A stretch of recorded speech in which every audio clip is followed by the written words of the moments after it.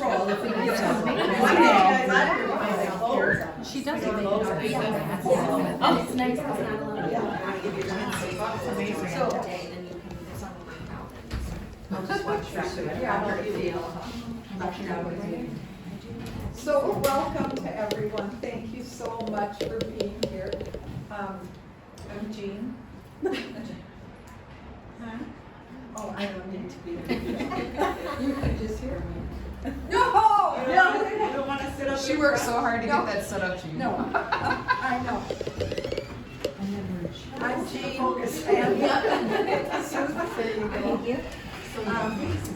It's great to see you all. We're here for the purpose of tapping into some of our most experienced caregivers and sharing thoughts and to give you an opportunity to meet other people. Jennifer told me, I think to make me shut up a little, but she said we have a hard stop at 7 because Fiddleheads closes. Oh. So we'll keep on task, and hopefully there'll be a few minutes at the end where you can have a little conversation. I would like to just start us out with a brief word of devotion and prayer, and then we're going to get going, okay? Matthew 6:33, but seek first his kingdom and his righteousness, and all these things will be given to you as well. As we left the doctor's office, Dad was oblivious to the grim diagnosis he had just received.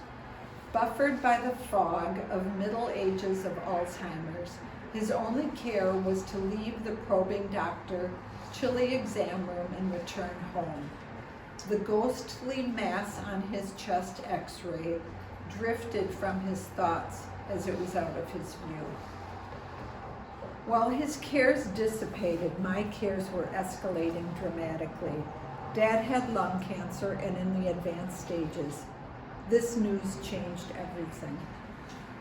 His current precarious living situation must now give way to some form of consistent supervised care and my own daily involvement. The doctor walked us to the elevator, and when Dad was out of hearing range, he said quietly, "I'll write an authorization for hospice care. The sooner you get them involved, the better for everyone." My mind swam with sorrow and worry. There was so much to think about and so many hard decisions yet to make. What, I wondered, do I do first? When the crisis of a loved one's illness enters our life, we face a temptation to let these new demanding circumstances become the center of our lives. Jesus knew there would be times of the cares of this world and that they would threaten to overwhelm our peace of mind and, more importantly, our devotion to Him. Knowing this tendency, Jesus cautioned us about our daily priorities. But seek first His kingdom, He told us. We may inwardly resist. Well, I'd like to spend time with you, but I have too much to do. Precisely why time in the Word and in prayer must be given first priority. As caregivers of any kind, whether physical, emotional, or spiritual, our ability to care for others is dependent on nurturing the greatest care of our lives, which is being rightly related to our Savior. We can't help being shaken by the advent of a serious illness, but if we start our day seeking God in His will, we can stand in His strength as we care for one another. Let's pray together. Lord, thank you. Thank you for the practical and understandable things that you taught us. Seek you first. Such a simple command, but yet so difficult to do. There are so many things that seek to take us away from the first priority of spending our time with you and committing our lives to you and walking with you. But Father, we know we are better when we do that. And we can love others more and see the path more clearly that you have for us. So thanks for this reminder. Thanks for the time to gather, God. And thank you, most importantly, for each heart here. We know these people have been hand-chosen by you to do this work. And Father, bless them because they do it so wonderfully. We are privileged to be in their presence. So bless the time that we have here tonight. We offer it up to you, and we pray these things in Jesus' name. Amen. Amen. Amen. Amen. Do the quick. Oh yeah. Like I said, we don't have a lot of time, but we don't want to neglect at least going around and sharing our names. And how about how long you've been with Rent-A-Daughter? How does that sound? So, Sue, you start us out, please. I am Sue Lanen. I just started with Rent-A-Daughter at the end of July. But, and I will Oh, mention but to no. everyone, she has a wonderful family who we've had numerous caregivers from. Her, well, how do you fit in? Mary Lanen was my mother-in-law, and then Amy Lanen's my sister-in-law, and Okay. Julia Lanen is my daughter. Oh, Yes, wow. yes, so, We love her. We Julia? love her, The yes. spunky one? I mean, we like 'em Well, they're all. all spunky. Mary's Yeah. spunky too. Yeah, so there's a rich heritage right there. That's great. Thank you. Angela? I'm Angela Burton, and it'll be 5 years in January.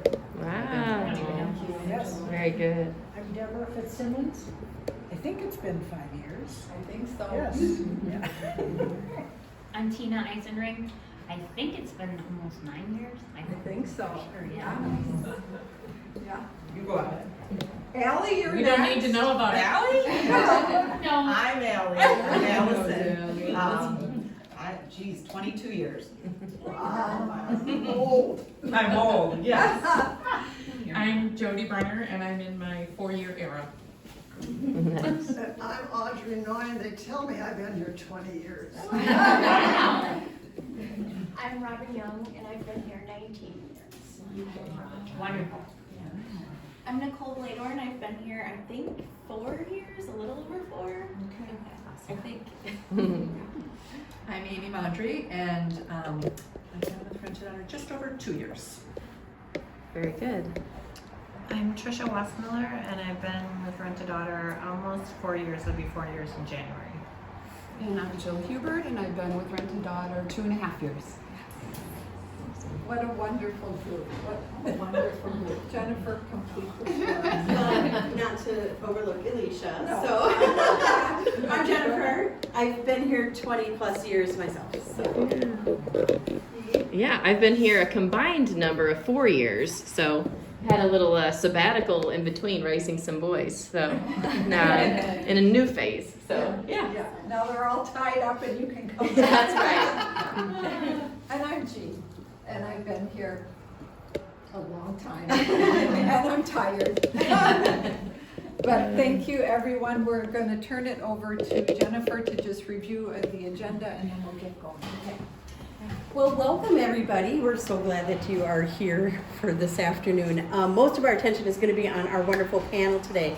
But before we dive into that, a few logistics. The camera is actually just for internal use, just so you know. We are going to be taping all of our training sessions so we can put together a combined handout of all the wisdom that's shared across all of our sessions. So you're not going to show up in anywhere except in the office when we go back to take our notes. So just so you know, wanted to share that with you.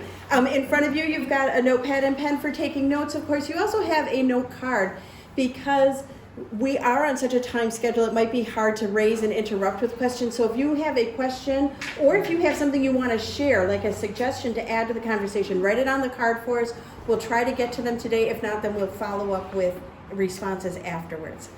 But before we get into the real meat, we do have some practical updates we want to share with you. Do you want to talk at all about the handbook? Or the values, maybe? I will address the values. How about but that? The handbook, this is part of the new and revised baby that Jennifer has just birthed.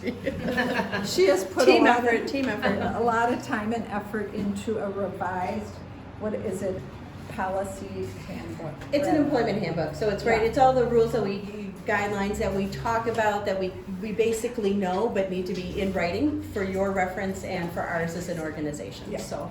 And the very first page of this is what I want to just go over with you. It talks about our core values at Rent-A-Daughter, which, as you all know, it's how we have developed a culture over 25 years. And it's the things that are near and dear to our heart that we want to live on, and we want to live in you and through you and into the lives of our clients. So just allow me to just go through them very quickly. They line up with the acronym RADICAL, and the first is relationships. We seek to know others and their needs and serve them in a unique way. This is, I'm hoping, not the first time you've heard these. A is attitude. We desire to maintain consistency in our demeanor and treat others as we would want to be treated. Golden rule. D is dependability. We strive to fulfill our commitments by delivering services as promised. I is integrity. We do the right thing when no one is looking. C is compassion. We desire to treat everyone we encounter with care and understanding. A is for accountability. We clearly represent our services and we take responsibility for our actions. And last but not least is love. Above all else, we put on love. And I found something that I think really encapsulated just that last value of love. Love is the foundation of caregiving. It is the force that drives caregivers to go above and beyond, offering unwavering support and dedication. When love is present, it creates an environment of warmth and understanding, fostering a strong connection between caregiver and care recipient. This love becomes a source of strength, enabling caregivers to face challenges with resilience and empathy. So I want to keep those out in front of all of us all the time, not just caregivers, but all of us in the office too, because culture is who we are and how we do what we do, and we just want that culture to live on and to be part of how our caregivers deliver care. So thank you. Thanks for living by it. You guys all do that, and we're so thankful. So yeah, there you go. Well done. Thanks, Jean. And Jean's words are really true. Whenever I interview somebody and they talk about other caregiving experiences they've had, and they talk about how difficult past coworkers have been or things like that, I can always say with pride that that's not the team they're joining here at Rent a Daughter. I mean, you guys are above and beyond. We know that. We know that. So I almost feel a little embarrassed that we have to stand up here and talk about a handbook, but it is a necessity. So when you leave here today, you'll have a chance to get your new handbook with all updated language and everything looking pretty. There are not a ton of substantial changes in here, but please do read through it just to refresh your memory on policy and guidelines, and then of course we'll have you sign the acknowledgement that you took it with you. What we do want to do here today are focus just real quickly on two particular policies that we would ask for a little bit more attention to, things that really tie in especially to our value of integrity. One is about our financial transaction forms. So I think there's several people who don't even realize we have a financial transaction form, so I'm going to pass out a quick handout. Financial transaction form is a small form. It's a small form, and the trigger, what will tell you that you probably need one of these is if your job duties when you look at a client or your ADL for your client says you have some kind of shopping to do. So the financial transaction forms helps to make sure that money is handled properly when you are spending a client's money and you're away from the client. So if you take them to the store and they're there and they're doing the shopping with you, and even if you just help count out their money or something of that nature, we don't need this form. But if they give you money and they send you to the store, this form needs to get filled out. So there's a column you pick the column that's appropriate to the type of payment, either cash, credit, or occasionally we might have a check. CG means it's your money being spent. That would trigger us to give you a reimbursement. CL, if you circle CL, that's the client's money that you spent. And this just becomes a tracking form then. Okay, you fill out the form. We want to make sure the receipt is attached. So if you have to make sure you get a printed receipt or an extra copy, please do that. And when the form is completed, you're signing and the client signs, and that's just affirming everything's on the up and up. You spent the client's money the way they asked you to. You didn't buy anything for yourself. You got change to them if they needed change, all that good stuff. Now, the white copy needs to get back to the office pronto. So the easiest way to do that, if you're close by, is drop it off. If that's not convenient, you can take a picture of it and a picture of the receipt and email them to the office at Rent a Daughter, which is Carol, because she tracks all that information. And if you need a reimbursement because you were gifted, not gifted, if you were using their money, that's a different policy. If you need a reimbursement because it says CG on here, then that'll process through your next payroll. Okay? So hopefully the instructions are pretty clear on the sheet. Please do take note of these. We brought lots of extra forms with us, so if this is something you could or should be using with your client, grab some on the way out. And of course, talk to us if you have any questions. And I have one comment to make on this. Yes, please. You guys, it's for your own protection. Absolutely. It is for your own protection.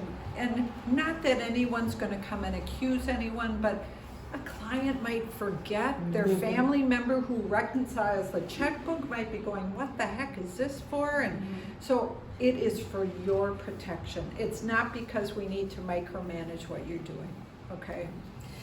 And these policies, if as well, I know we have educators in here and a lot of business people, you know that policies happen because somewhere along the line the problem happened, right? So it has been something that we've had to pull out before, and we've been so grateful to have this information, so. Yeah. Okay, awesome, thank you. The second one is a sensitive one. I'm gonna say it, and I know people are gonna cringe, and it's okay. We know that you guys really care about your clients and your family members, and that you get close to them.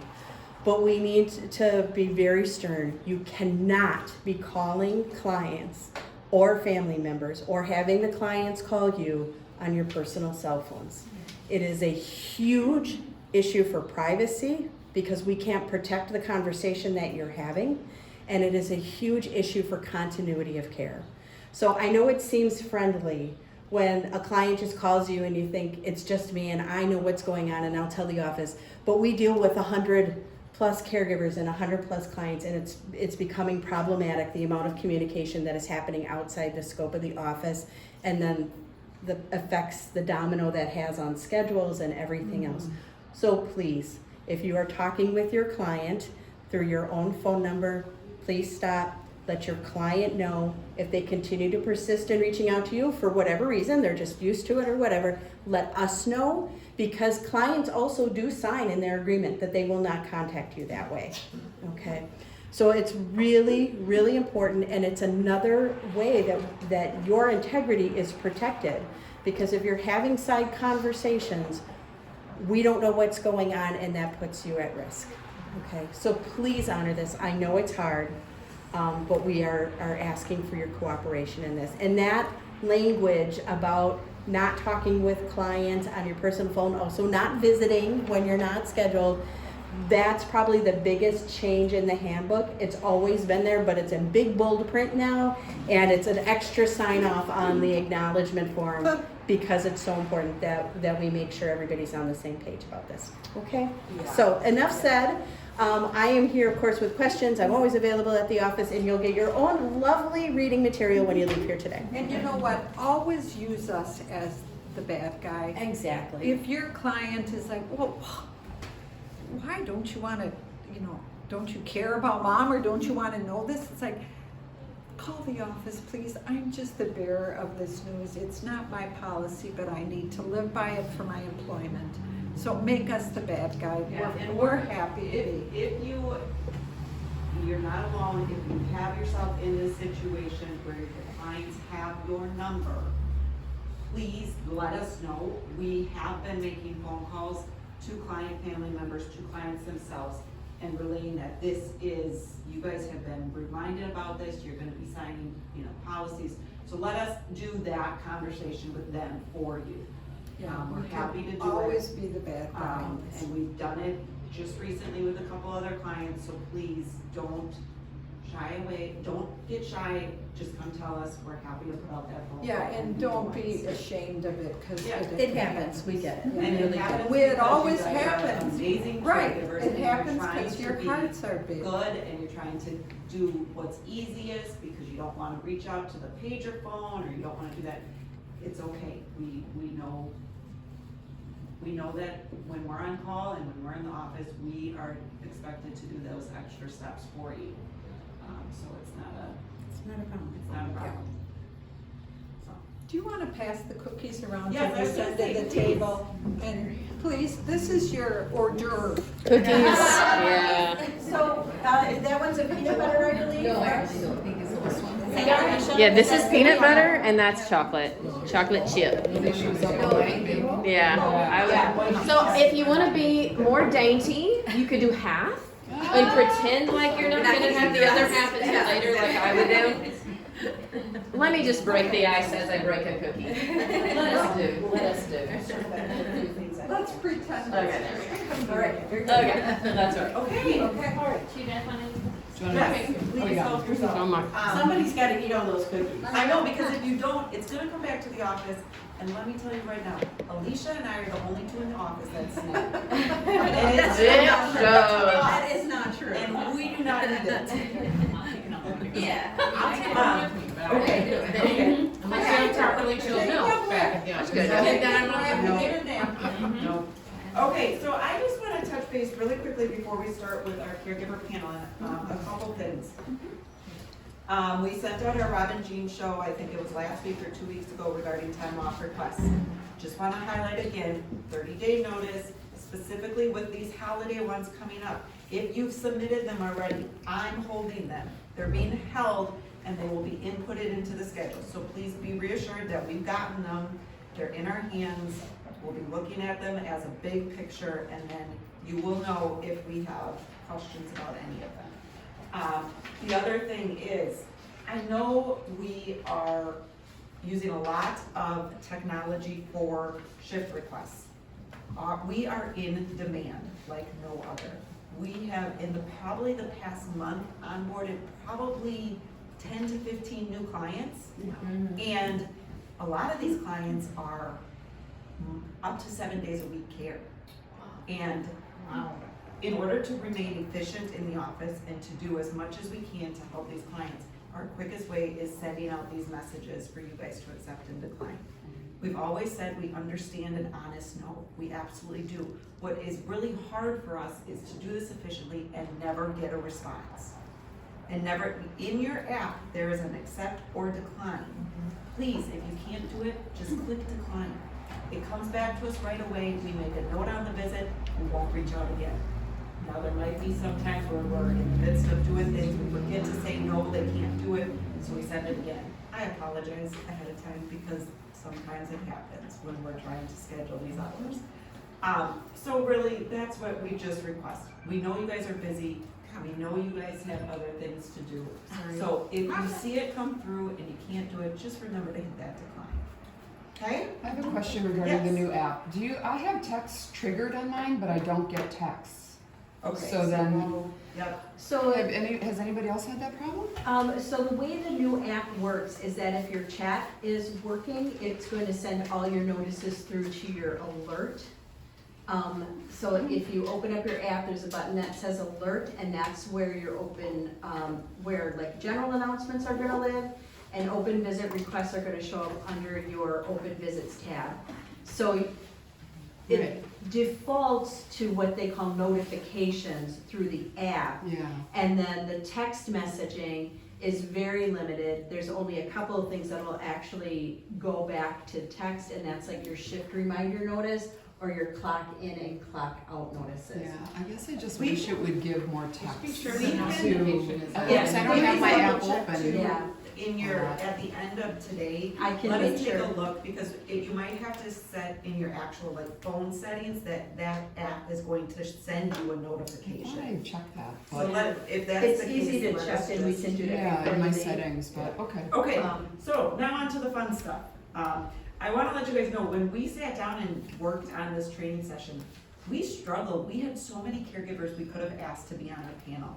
ultimately, we have, multiple caregivers for all the different sessions. Some of them are gonna do, 1 or 2 sessions, but it's gonna be different. When we looked at our caregiving panel, we wanted some experience, which you'll see we already kind of went through it, but we've got multiple years of experience up here.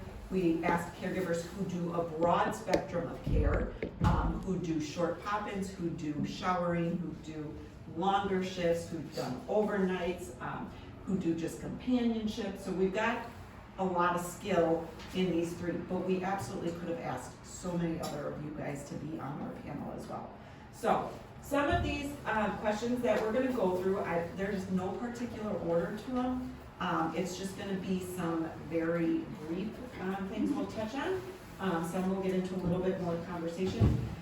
Also remember, there's some questions where yes, there is hard and fast answers because it pertains to RAD policies and stuff. Other of them are just going to be from experience what they find works best. That doesn't mean it's the absolute right way. It's just to give you some ideas and to get some thoughts flowing in your head as to what other people do in situations. So, we're gonna start. Okay. We went through and we, like I said, we asked you guys in the RSVP to give us some ideas, so we used some of that. We used some thoughts that office staff had, we thought would be important information for you guys to do. So I'm just gonna start out, I don't have any, I'm just gonna say, Robin, we're gonna start with you. And the first question, I'm not gonna do this. Okay. I can't do it. Can't talk. I can't talk. Okay, first question. Robin, how would you handle a situation where you and your client are out to eat and they insist on purchasing your meal with theirs? Okay, I have not run into this situation, however, my thought is that I would let them know that, I am responsible for my meals, that's what I would do. If they really insist and really push, then what I would do is I would get a receipt and bring it to the renter-daughter office and have them sort it. Yeah.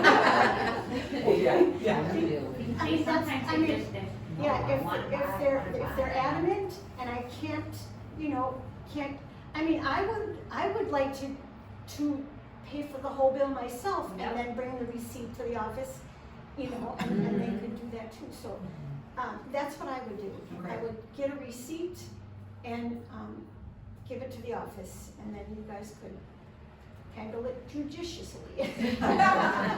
Anybody else? I would handle it differently. I would say, I really would like to pay part of this because I've enjoyed the meal with you, and I really enjoy your company. If you insist on paying this, then the next time you would like to go out to eat, it is my treat to you. Okay, that's good. Right. I also want to just throw in what we tell caregivers, just a bit of an information. If neither of these work, small items. So if they insist on, I'm just going to get a cup of soup, or I'm going to get just a coffee to enjoy with you. I eat my meals outside of my work hours, so if you want me to have it, I'm just going to keep it to something nominal. But those are absolute great ideas. Sometimes you get the clients that are so insistent. Yeah. That's just who they are. It's great. So, and then always let us know. You can leave it in your notes at the end of the show. Could I add one more thing? I also learned, having worked with elderly in another situation, that many times elderly people have no one to give anything to.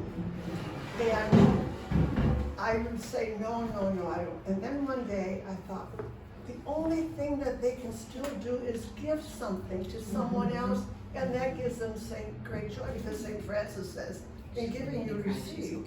So they receive joy, so we can't cut it all off. Yes, absolutely.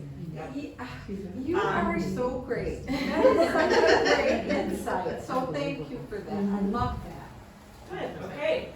The next question, number 2. My client insists on me sitting and watching TV with them, or maybe just sitting and talking with them. But I have tasks that need to be done. How do you address that? Jody, you wanna start? Well, I run into this occasionally. But what I start out saying is, I'm so thrilled to be able to, be here with you, and I would love to watch TV with you for maybe 5 or 10 minutes. But there are things that I need to get done today, and I'll come back and check with you and make sure you're okay, or you need to use the bathroom. But thanks for asking me, to sit with you, and I love it. I do need to get some work done. Yeah. I would handle it the same way. Perfect. Oh, and I need to get my steps in.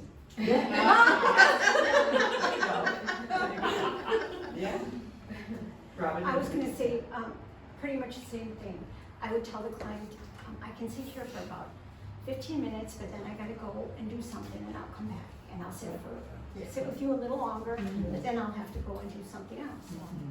Yeah, another thank you follow up on a comment that you made, Audrey, is sometimes you're the only person they have to interact with. So sometimes a good part of the visit needs to be enjoying some communication and downtime with them, so. Something else along that line that works really well is, how about if we turn off the TV and spend some time together? Yeah. And then when I have to go do, the laundry or the dishes or whatever, then you can turn on the TV and watch your game shows. Great idea. Yeah. Okay, next question, let's keep moving through these. So this is, anybody is gonna experience this when you get a new client. When you're assigned a new client, what steps do you do before you even go to the clients to visit?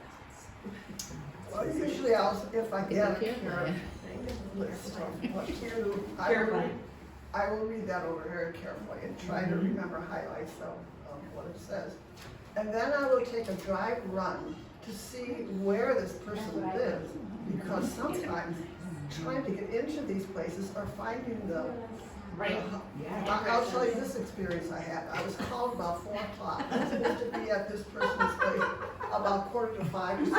I live in Germantown. This person was in West Dallas. It was raining.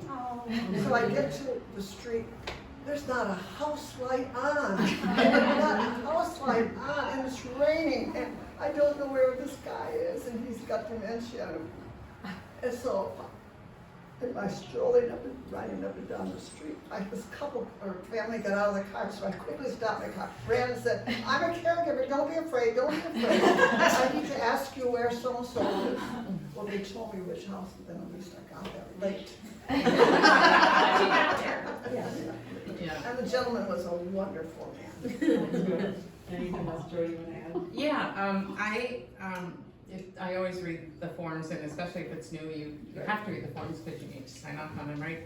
But I like to read other caregivers' notes that have been there before me, just to kind of gauge, what may or may not happen. The other thing that I like to do is take advantage of the 7-minute early check-in to touch base with like a spouse or a kiddo or the nurses or, that I'm gonna be, that care for the person that I'm gonna be working with, just to see, especially if it's somebody that has dementia or Alzheimer's, or maybe isn't, doesn't communicate well or at all, just to see, what they like, what works, what makes them smile, that kind of thing. Same thing, I read the care plan, familiarize myself with where they are, where they live. So when we sit and Alicia and I sit and talk with new caregivers when they come into the office and they get a schedule, it's probably been quite a few years that we've done anything like that with you guys. So we highlight with each new caregiver some specifics in care plans. So I just want to mention briefly, every care plan that you get is Lee and Mari take time to write, to do the information. With our app, we have a lot of new features. One is you always have to sign off on an update. So that is helpful. If you notice things that are in the care plan that are totally out of date, let us know. Please. One thing I also want to point out, when you go to the care plan for a new client, they always, at the top of the care plan section, there's always going to be the entry instructions. So you know where you can get in, how to get in, if there's a code, if you go to the front door, if you go to the garage, if you have to park somewhere else. That's always going to be there, and then there's always going to be emergency instructions. So always look for those 2 things on every care plan. And a lot of times, if you have any questions about care, it's gonna be in that care plan. If it's not, then feel free to reach out to the office. Okay, next one. Many times there are conflicts between clients and their family members, especially when the client doesn't want to follow their family's wishes. Any tips on how to Don't you handle look at me. this? I will start with you because we. Don't you look at me we because this was my challenge question. I do have a little bit of this, and I've touched base with the office on this. But what I try to really do is talk to the family member away, maybe from the client a little bit, just to say, you know, these are the things that you talk to Mari or Lee or Allie or anybody about that you really wanted us to get done, along with caring for your mom or whomever it might be. And so I just want to be sure that I give the best care and accomplish the things that you want me to do. So it makes sense for me to, you know, do the things that are in the care plan, do the things that you requested, rather than, you know, sort of change the plan. That's when I have a, you know, like a family member that's sort of intervening. But as far as kind of the same message with their mom or dad or husband or wife or whatever that doesn't want to do those things, I just reassure them that their family loves them more than anything, and they want to be sure that you are, you know, loved and cared for, and that you have, you know, companionship. And so, you know, let's put that aside and let's go for a walk, or let's go get the mail or whatever, and then maybe come back and try again with whatever it may be. I've been very fortunate. I've had the most cooperative family members, so I've never had that problem to deal with. You're wonderful. Yeah, I really haven't had that problem either, but I agree with what you said, that to explain it to them that, you know, their family cares about them and they're looking out for them, and go somewhere else, you know, do something else, and maybe come back to it later and see if they have a better frame of mind. Yeah, sometimes, you know, unfortunately, it helps to go look at pictures or do a word search or something, because with like the Alzheimer or the dementia or whatever, they'll let that go and they won't remember it. And so you get a second chance to try again. Yep, so, yep, absolutely, good. Okay, number 5. What are your suggestions, tips when communicating with a client who has dementia? You wanna take this, Audrey? I know you had a very fun experience. I could write a book. I had the most interesting client. She told me one time, I hate you. She called the cops on you? Oh, say. My very first, well, I think it was my first visit. It was a cold November night. Anyway, and I had never met her before, and she never met me before because she called me a stranger. Anyway, she said, "Who are you and what do you want?" I said, "I have been asked to come and spend the night with you. I don't need anybody. Who told you to come?" I made a mistake by saying, "Rent a daughter." I should have said some friends of yours. Anyway, because another situation I had to go to, this woman had dementia also, but she had to leave and move out of her apartment in a week, and I was sent there to clean it up, help her clean it up. I'm not exaggerating. There was paper this deep in her living room floor. She had depression, and she just couldn't clean up things. So anyway, she had no family, like Lucille. She had no family, and so her friend her attorney met me at the door and took me up to her apartment. So he introduced me to her, and she said, "And how long have you two been friends?" I said, "Oh, a long time." 5 minutes up the elevator. But anyway, getting back to the other client I had. So she wanted me to leave. No, she said, "Well, if you don't leave, I'm going to call the police on you." No, she's got dementia. She got up and she said, "You're not the only one I called the police on." She called her brother-in-law. So she gets on the phone, she says, "I would like someone from your department to come to my house. I have this strange woman in my house, and she refuses to leave. Did they come? So, okay, so 2 police officers came and talked, one talked to me and one talked to her. And so then we called the brother-in-law, who was her only person in charge of her life, because she had no siblings and she had no children. And her husband had passed away, and they could see that she had problems. So he said, if she wants me to leave, I should leave. So, okay, so I thought, I better leave while the police are here. So the police were standing in the entryway, and my coat was in the closet in the same area, and she was there. So I got my coat out, started to put my coat, and she looked at me, she said, where are you going? I said, I'm going to go home. Well, who told you to go home? I said, I thought you did. She said, no, I didn't. We were friends thereafter, even though she wanted to kill me one time. I was sitting in the love seat. I mean, she's an interesting lady. She's a lovely lady, really, but you know, dementia test. So we were sitting on the love seat, and she looked at me and she said, I'll kill you. So I said, Not tonight, please. So I said, well, I could sue you for manslaughter. She says, wouldn't that be girl slaughter? Goodness. Another time, because I had night duty with her, and she was so quiet, but she'd get up in the middle of the night sometimes, and I didn't want her to fall on my watch.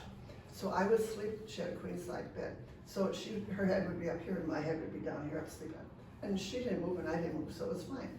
Well, this one night, it was about 10 o'clock when she finally was ready to go to bed. And she got into bed, and so I got over to my side, got myself comfortable, and the cover slipped back. She got out of bed. That went on about 10 times. So finally, I was beginning to be frustrated, which I shouldn't have been, but I was. And so I said, Lucille, do you think ordinary people get in and out of bed like this? And she said, maybe I'm not ordinary. So that taught me not to say things like that. So, but you just have to flow with it. That's all. Yeah. Any other tips? I try to just, not hold off the long conversation, just ask, some specific questions or talk about pictures that are in the room or, again, refer to the forms and see what types of activities they might like, that type of thing. But it's hard when they get angry or take a swing at you. I had that this morning. I pretty much nearly got nailed. But she was just having a bad day. And she had heard another person that was, in the same facility, very upset for some reason in the hallway or whatever. And it kind of triggered her. And so she was kind of already set off. And so anything that we said, just wasn't right. So we got through breakfast and then we went for a walk. And pretty soon the hairdresser was looking for her. Well, that was it. She was thrilled. The hairdresser. Yeah. I had a client once who accused me of having an affair with her husband. Oh my goodness. And just walked out the door. And so I'm after her, and she's on one side. It's a really beautiful area, not a lot of traffic. So she's walking here, I'm walking back over here. And once in a while she'd look at me and go, why are you following me? Go back to him. And I thought, well, I'm just out, it's a nice day. So I thought, take your leave, go for a walk. 2 miles later. Goodness. She got her steps in. Yeah. I mean, she was a very fit little thing. And then I started to do the border collie thing, where I tried to, yeah, I tried to hurt her back, because I'm thinking, how far are we gonna go? And then she was getting tired, and then everything was settling down. But, just stay with her and just keep your distance, and thank goodness she's getting forward. Yeah, I think the biggest tip that I've heard over the years is trying to just meet them where they're at. Yeah. Not convincing them anything other than just being right there with them in the moment. And where they're at is where you have to be at as well. Yeah. So if they're talking about where's your mom, she's probably thinking she's waiting for her mom to pick her up. She's at school or something, and be like, well, mom's coming in 20 minutes. Let's go sit over here and do this while we wait for mom.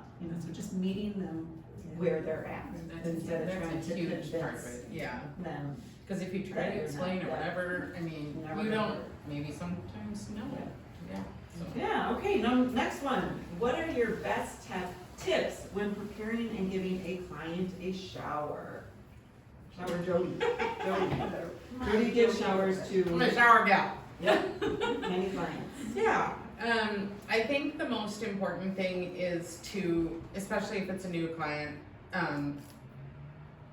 because I think going forward, you get to know each other, but to really just, before you even get started, is to talk through it.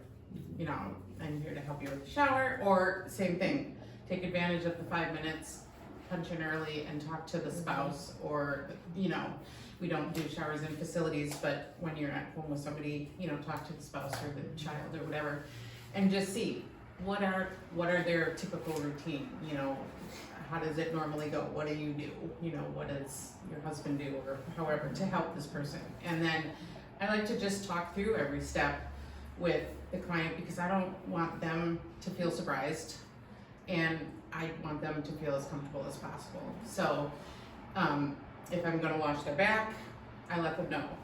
I'm gonna put soap on the washcloth and I'm gonna wash your back. Then I'll give you the washcloth, then you can wash your arms and your legs. And I find that you have to be pretty specific when you're kind of talking them through the shower, if they're not comfortable yet with you helping them, is to, you know, I need you to stand up and you need to wash your bottom. I need you to wash your backside, you know, and make sure that you're holding on, or, you know, whatever. But really talking through almost too much, because it really makes them feel comfortable. Yeah. And, you know, like with I have 2 gentlemen that I help with showers, and when I first started helping them, I said, you know, let me put a towel on your lap, you know, and then, like, my client Randy was just like, nope, I don't care, it's my other region, everybody has one, let's just move on. I'm like, okay. When I was a caregiver, the very first time I experienced giving somebody a shower, I remember going with her. She was blind, but she had macular, so she didn't have very good vision. And we were in the bathroom, and she liked to take baths. So, I mean, she was climbing into the bathroom. She goes, have you ever seen a naked old lady? And I'm like, nope. And she takes her robe, and she goes like this, and she drops it, and she goes, you're in for a treat. Let's go. Yeah. Let's go. I know who that is. Yeah. I do You, too. yes. Experienced it too. Well, I didn't give her showers, but Yeah. she was very, very entertaining, very fun to be Very with. fun. Yeah. Probably the type of person you want to have as your Yeah. client for Yeah. your Right, first yeah. Yeah. experience of seeing an old lady. And I think I was, what, 18, 19 years old? Yeah. Wow, that's So, great. Were you shocked? no, I don't remember. Well, I just remember her taking her robe and going like this, and I was like, well, let's do it. It's different too, like I have one client who just needs help because he had a stroke and struggles with his right side, but I have another client that has Parkinson's and Alzheimer's. And so with my one client, he doesn't need as much help, but he can't, you know, like dry off his legs, and so like I've been helping him long enough to know that, you know, I need 3 towels, this is how, whatever. But with my other client, it's like he'll grab a hand towel and I'm like, oh, let's grab, you know, a big back towel, throw it over his shoulders, and I'm gonna dry off your back, and now you do your legs, and, you know, you do your backside, and, you know, and we get as dry as we can. But sometimes you really have to kind of talk it through them and just find really the wording that is most successful for both of you, really. So. Good. Okay, next question. What is your go-to activity to do with a client who has dementia or even not, when you are struggling to get them to engage with you? The only thing I've ever done is try to divert them, distract them into something else. Okay. And then they kind of forget. So not necessarily a specific activity. Okay. I have not had this experience, but I have heard that if you can try to have them join you in doing something, like something simple, like folding the towels or something like that. If you can find something where they're willing, you know, to participate, Yep. you know, and if not, just wait and try again later. But Robin, I love the fact that you knit with Mrs. Frankie. Oh, I mean, you took on one of her passions and learned and let her teach you. And that is, I mean, that just is a connect right there. You know, if you step into their world and. I just have a bag of tricks in the back of my car. I love that you say that. We have another caregiver who does that exact same thing. Yeah, I have dominoes and I have regular playing cards and then like a matching game. Yeah, Uno. Like a matching word searches, coloring books. Yeah. Like easy, simple Simon, like less than, like 100 or less puzzles. Sure. You know, and just have something to go to. Perfect. Great. Okay, let's keep moving. So this one is a little bit more just kind of straightforward. What do you do if the family of a client or a client themselves asks you to do a task or perform a duty that you don't feel comfortable with, or you are not sure if there's something RAD can do? So a big one that we get a lot is medications. Medication setups, nail clipping. Oh, yeah, big time. Window washing. Hair cutting. Window washing is right. Moving furniture, those kind of things. Like cat litter and. Yes, caring for pets, caring for pets in general, things that we don't do. Pretty straightforward. Yeah. What do you suggest? I would say, if I don't know that we don't do it, I'm gonna have to call the office and check with them. Except I do let the dog out. No, there are instances you can let a dog out, especially if there's a fence. You can just let them out. Yeah. There's some things we can do with pets. Hauling litter bags, not one of them. I think I just try to say, you know, depending upon what it is, like if it's something not so grandiose or whatever, you know what, I can do it this time, but it sounds like going forward, if this is something that you need, maybe you need to talk to, you know, the family about a housekeeper or a cleaning lady or something like that, like, but if it's something, you know, that I know that we don't do, that, you know, I just share that it's not something, you know, that we can do. I'm happy to refer you to the office if you want to touch base on, you know, what we can and can't do. Perfect, good. Okay, next one, number 9. What are the most challenging aspects of being a caregiver and how do you manage those challenges? We can really get into this a lot. I know there's a lot of really challenging things. This is kind of loaded. What's the first thing that comes to your mind, Jody? When a client gets really upset or mad, and you kind of can't get them past there, it just breaks my heart. And so I think I get overly passionate about that, and so I really try my hardest to break them out of it by, you know, looking at pictures or taking a walk or anything. But I think that's the hardest for me when they're either crying because they don't know what's going on or they're confused, or they get upset because they can't communicate to me, or they, for some reason they don't think I believe them or whatever. Like, I just take that so to heart. Audrey? The most difficult thing is to try to distract my client from talking about all of her numerous ailments. Because every time I come, she has a different one. She ruminates on those. Yeah, that keeps her going. Do you know what Rob and I do? What? We'll start the day and he'll say, 3 complaints. oh, my back hurts. Okay, that's one. We give each other 3, and that's it. 3. You've hit your limit, no more complaints. Usually you have to have all those aches. Robin, anything you want to add? Yeah, what I want to share is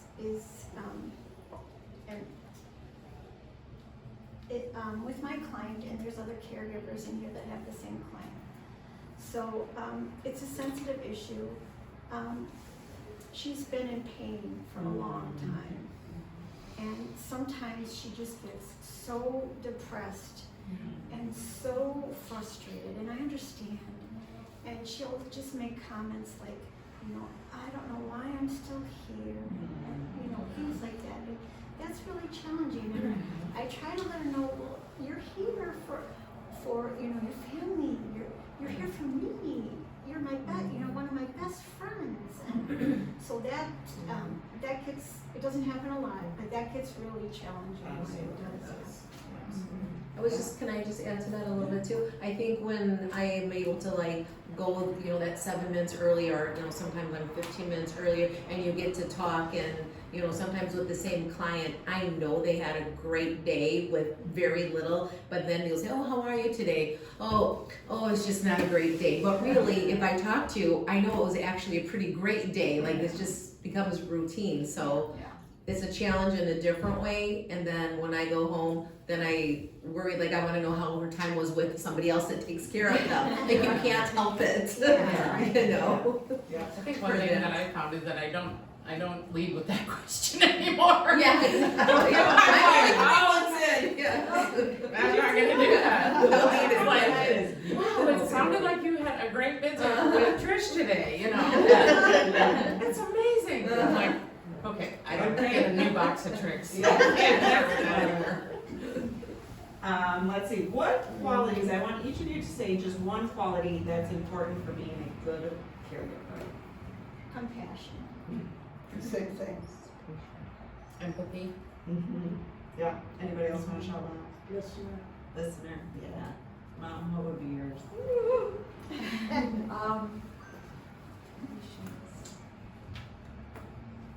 Caring. There's so many. Patience. Patience. Patience. Humor. You ever seen a naked old lady? That's right. Okay, next one. We'll keep moving through. We got a couple more left. This is a fun one. I think this was somebody in the office that had this one. My friend Alicia. When you talk to your friends and family about your job, how do you explain it to them? First of all, do you get some really fun reactions when you tell them you work for Rent? As a young girl. That's what they say to me. Tell them we do hire Rent-A-Son. So what do you say? I love to talk with my friends and other people, and then just anybody about what I do, because I feel privileged and honored to be able to do it. And so, first of all, I tell them it was, you know, literally a God-winged gift from God that my mom tripped across your office, who found it for me. And then, you know, I use our sort of tagline. I said, you know, where you say you provide caring hands for aging hearts. And they're like, wow. And I'm like, I'm an in-home caregiver for seniors. They can stay in their homes longer. And I love it, you know. For me, I feel so privileged that I can do the things that they can no longer do. But I came from education where kids expect you to perform and never say thank you. And my experience working with the elderly people is they are so appreciative of the least little thing I do for them.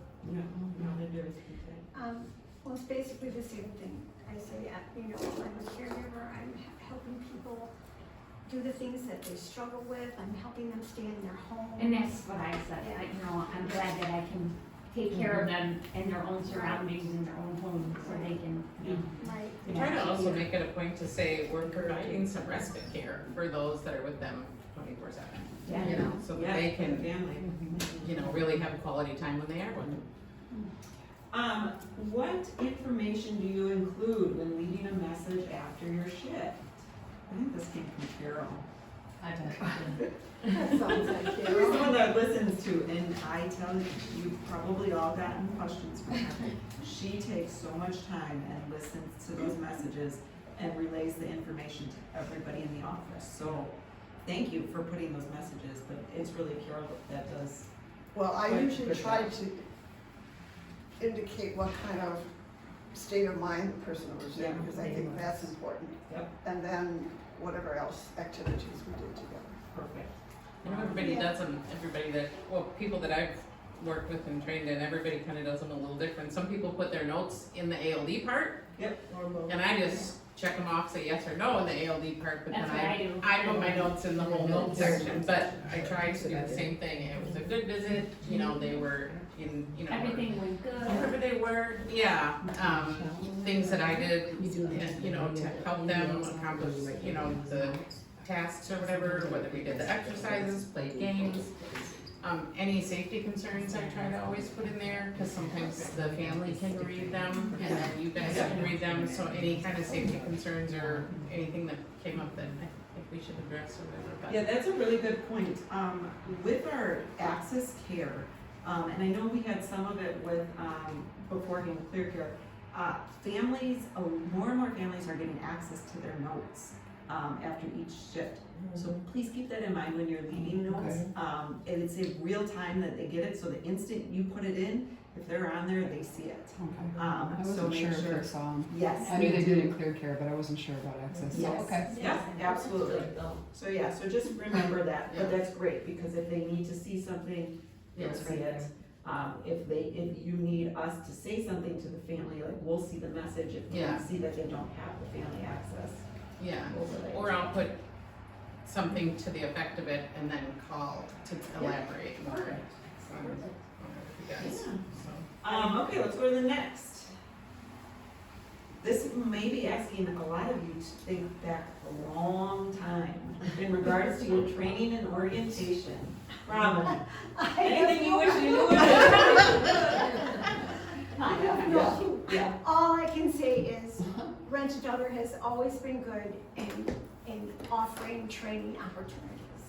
So, I can't think of anything that I was not prepared for. So. Who was your first client, Robin? Do you remember? Oh, gosh. It was a lady in, I think she was in an assisted living facility in Brookfield, on Blue Mountain and Brookfield Road. I don't remember her name. Okay. But I was That's there the just Regency to. out there. Yeah, it's changed multiple I was times. there, to help her, just to be there. Yeah. And make sure she was, eating and Be an doing advocate for things. her, yeah. Robin is very, she has been blessed with having the same family she has cared for all 16 years? No, not all. No. I've been with Rent-A-Daughter for 19 years, and I've been with my current client, her and her husband. I started with her husband. Yes. 17 years. Oh my God. So she has, this is a Wonderful. very rare thing. Yeah. I don't think we've ever had anybody else that's done this. Yeah. But I'm she's 15 been years with mine, with 15. Wow. So yeah, so. With Lucille? No. No? not Okay, Lucille. oh, Angie. Yeah, Angie. Okay. Yeah. Yeah. Wow. So yeah, but Isn't that you amazing? do, I mean, you've done 4 or 5 days a week for that's- that. I mean, and they've had Yeah. 24-hour care for a while. Yeah, when I first started with them, I think it was just 2 days a week. Okay. And With him? Yeah, with Mr. And then it built, my schedule built up, so. Wow. Wow. Anything you, Jody, you're a little bit more recent. I thought that all the training was awesome, but I encourage you all to watch the Dementia Lady. Keep us know. Yes. Yes. She's amazing. Yeah, she was amazing. She's got some. What is it? Tipa Snow. Oh, yeah. Snow, Write yeah. that name down if you need any. Oh my gosh. We'll be able to get you some links to her training too, if you haven't seen it in a while. EPA Snow. Isn't it on the, Oh, yeah. isn't it on your Yes. website, She's been where you can go Yeah. to the training links? It Isn't it isn't- still there? No, it's not. It's not, but, we can get those training links. They're part of our training platform now. And we can also, and a lot of her stuff is, much of her stuff is available through public access, YouTube. Yeah. So, she's pretty awesome. She's And pretty got awesome. such an understanding and like, yeah. like literally researched and whatever with dementia and Alzheimer's. And she captivates you as Can well. you spell Yeah. her first name? Sorry. No, go ahead. TEEPA. I remember Yeah, her, it's a different name. Yeah, It's a unique and just name. another little plug, our Home Care Pulse training platform. Anytime you guys have any questions, I know there's been cases where we've pulled things up, we've researched, we've found things for you. So feel free to reach out. Okay, let's go to the next. We've got Oh, we're good on time. We're good, yeah. Okay. We have some time for Kind of the last question, unless we come up, Jennifer, you wanna see if anybody, I haven't seen anything Okay. written down, but if you have one for me, I'll take it. last question, it touches a little bit on a subject that you guys might not have had any experience with. I will say we haven't had as much, clients with this Not recently. recently. As we have had in the past. But if you've had a client who was at end of life, you probably are gonna be able to speak greatly to this. Yeah. What was most helpful for the client, for the family members? I also wanna add for you yourself. Well, I was on night duty with my client, but I was asked to take a day shift. And I knew that she was failing, but I didn't know, how long she could prolong her life. So when I left that shift, I wanted to leave feeling good about my relationship with her. Because in the morning when I would wake her up when I was there at night, I would say, come my love, from scripture, come my love, my beautiful one. Come and greet the new day and celebrate it with me. And then I would get her up. So my last visit with her, I wanted to say something that would resonate with her. So I said, Lucille, I'm Audrey, and I want you to know that you will always be my beautiful friend. She understood that, and she gave me the most beautiful smile that I've ever seen, and I'll never forget that. Yeah. I've not experienced any of that, but that's what I had in my heart, to just be kind and be there and be present and. Because they can still hear. They can. Yeah, that's the last thing they want to Yeah. hear. And for my dad, I was with him for the last 3 days, and every day I read him a prayer for a happy death, and he smiled every time I wrote it. And it just to be there and just to be a smile when he opened his eyes, or whatever. It made me cry. It's the absolute hardest part of caregiving, and I know we've had many people who've experienced it. Particularly kind of end of life is a really hard thing to talk about with your clients. So we in the office wanna support you all if you get to this point, in your caregiving journey. We know it's the hardest part. So we love to keep the doors of communication open with you, in regards to it. Did you wanna say one thing? In one of my other jobs, I had a gentleman who was dying, and he would come down before he got ill, and he would ask me to run copies of hymns, because he used to play the organ. So when I heard that it wouldn't be long, I got one of those hymns that I know he loves. I went up and asked the daughters, would it be all right if we sang? He sang them. Oh my gosh, that's beautiful. Yeah, the daughters are just. Of course. Yeah. But it was, I always believe that people can die well. Absolutely. Yeah. Yeah. And that. Especially with hospice. Oh, yeah. So Yeah, and that's I, very simple. that you brought that up. Hospice is a very tender topic to talk about with your clients. If you find yourself having these conversations in regards to end of life and maybe hospice, tell them that we have experts in the office that deal with it. Lee and Alicia both are certified social workers who are happy to sit and have conversations if it's something that you feel might be beneficial to the client. Please don't feel like you guys need to talk about that topic if you don't know much about it. But one last thing I want to share, I don't know if you want to share anything too, but we time and time again get words from family members about how you guys have touched the lives of your clients, and especially in those last hours. We've had many caregivers who've sat with clients as they died.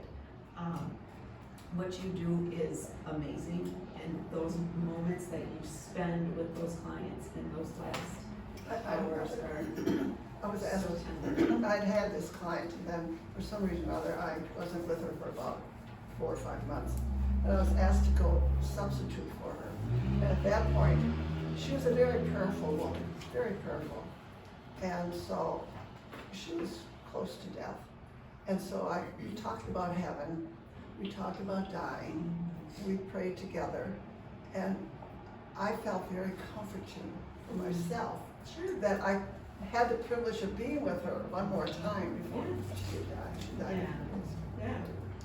I think it's good that you bring up that you pray with your clients, because sometimes my own client who gets so angry and upset, sometimes that's what I'll do. I'm like, let's talk to God, let's talk our way out of this. And you know, so many people are so appreciative when you do offer that up, and you think to yourself, I'm not gonna say it, they might not wanna. All you can do is try.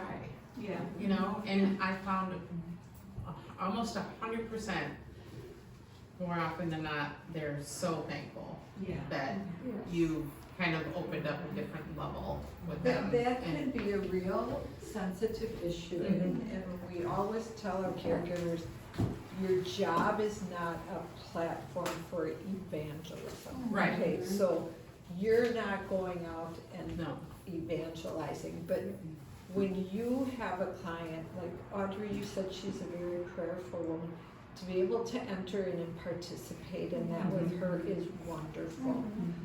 And you kind of know sometimes whether it would be a good suggestion or not. Right, but to remember, this is not a platform for us to put on our clients. It's something we can receive and respond, but it's beautiful. It's absolutely beautiful. And like you said, she was so appreciative. And sometimes it just works. Like, I Yeah. mean, You have to it's know. amazing. Yeah, the feeling that God puts on your heart. And so sometimes that's just as a kind of a takedown. And our goal, our number one RAD value is relationships. And so in building the relationships, you're gonna know kind of if you get to that point, the comfortable, if you feel comfortable being able to do that.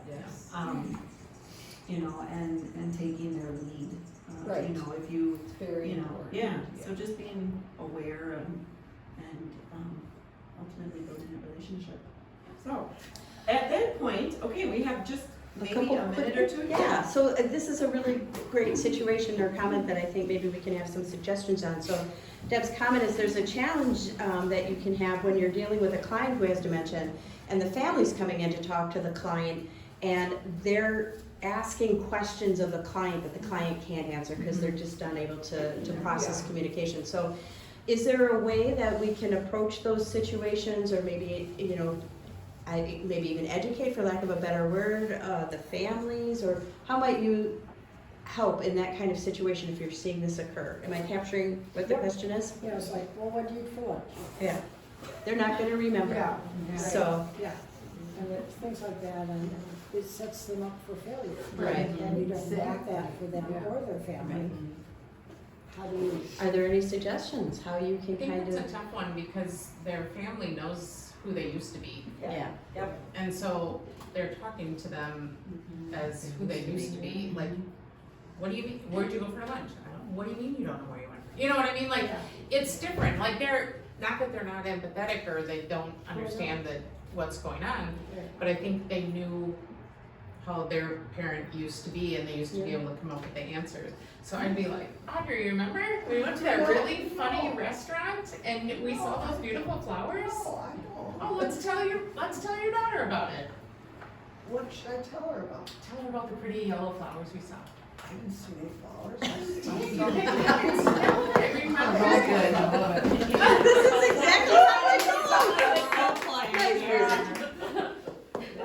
I have a question. Yes.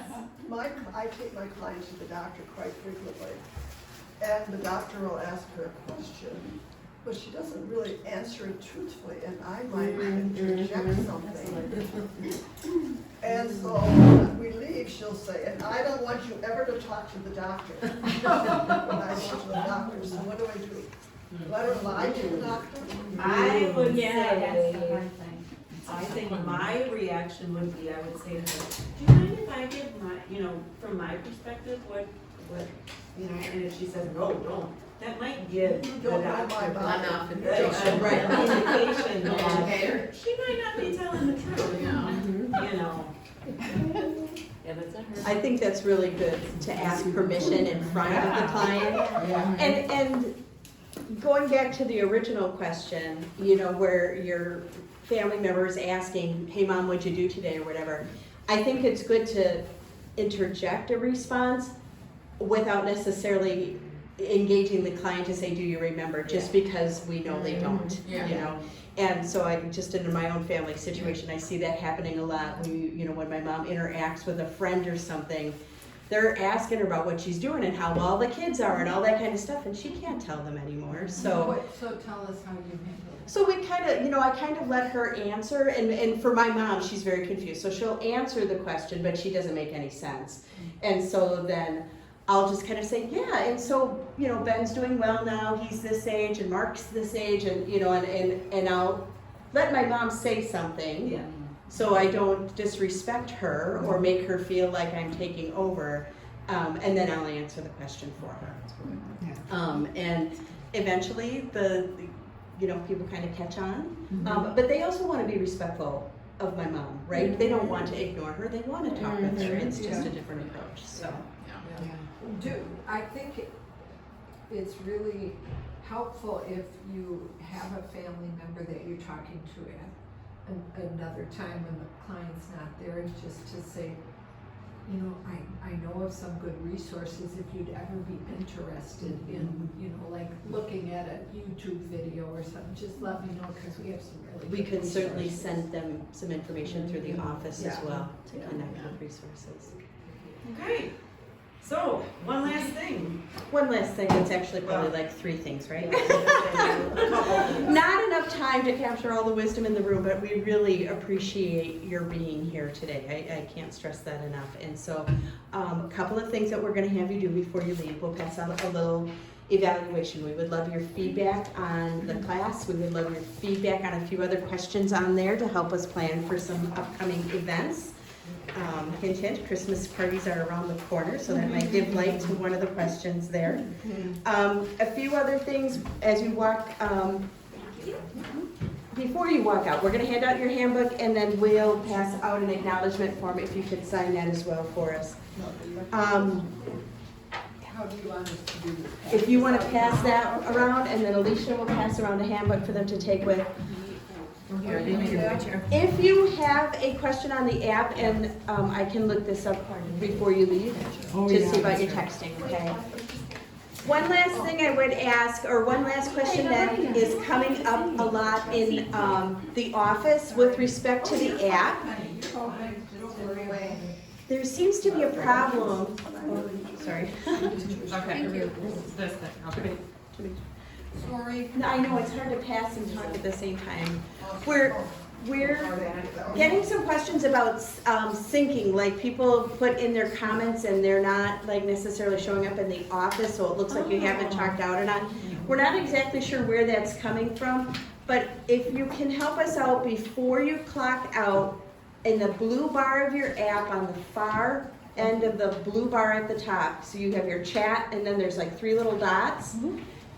If you could tap the 3 dots and hit the refresh button and make sure your device is synced with the office before you clock out, that seems to be helping. Or if you're having trouble clocking out, like it's just not letting you clock out, try refreshing beforehand. That seems to be helping. So we wanted to pass on that piece of wisdom to you. That's helpful. That Jennifer, she's just full of wisdom. Oh, it's not mine. Last but not least is our plea. Oh, yes. You heard our plea, our beg. You heard Allie mention how we've gotten just a wonderful gift of a bunch of new clients. So we are really excited about that.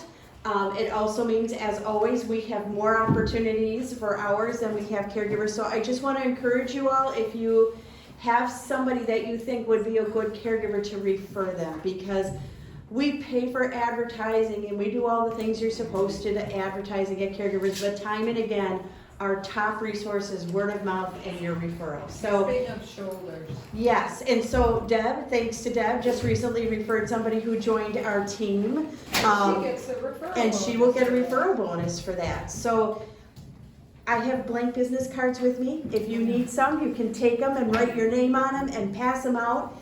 They don't have to be your best friend. They can be somebody you encounter in the store who's like just really great at customer service, and you can say, hey, I love what I do and I think you'd be good at it too. Call our office and we'll take it from there.